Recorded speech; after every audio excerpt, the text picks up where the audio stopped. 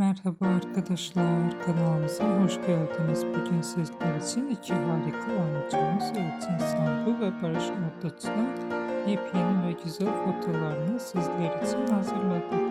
Elçin Sangu ve Barış Arduç çifti Kiralık Aşk dizisinde rol almış ve herkes tarafından çok beğenilmişti. Herkes onları birbirine yakıştırdıkları için biz de sizler için onların en güzel ve en özel anlarını hazırladık. Bu videoların devamı gelmesini istiyorsanız kanalımıza abone olup yorum yazmayı unutmayın. Herkese teşekkür ederiz.